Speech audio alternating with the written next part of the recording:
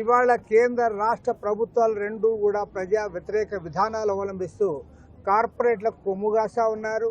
వేల కోట్ల రూపాయల విలువైన భూములన్నీ కూడా వారికి కట్టబెడతా ఉన్నారు. అంతేకాకుండా ప్రాజెక్టుల పేరుతో ఇవాళ దోచిపెట్టే పరిస్థితుల్లోకి వచ్చారు.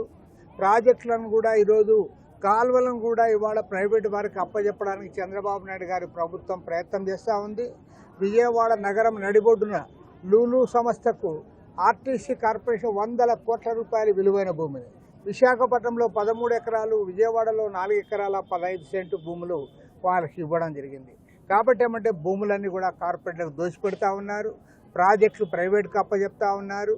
అదేవిధంగా కరెంట్ ఛార్జీలు పెంచుతూ ఉన్నారు, స్మార్ట్ మీటర్లు బిగిస్తూ ఉన్నారు, అదానితో అగ్రిమెంట్ కొనసాగిస్తూ ఉన్నారు. కాబట్టి ఇవాళ ప్రభుత్వాన్ని నిలదీయడానికి ఈ మహాసభలో మేమంతా కూడా తీర్మానాలు చేయబోతా ఉన్నాం. ఖచ్చితంగా రాబోయే రోజుల్లో కేంద్రంలో రాష్ట్రంలో అధికారంలో ఎన్డీఏ ప్రభుత్వాలకు వ్యతిరేకంగా భారీ పోరాటాలకు సమాయత్తమవుతాం.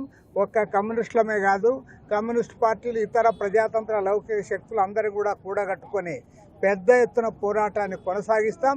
ఈ ప్రభుత్వాన్ని నిలదీస్తాం. ప్రజలకు న్యాయం జరిగేంత వరకు కూడా మా పోరాటాలు కొనసాగుతాయి.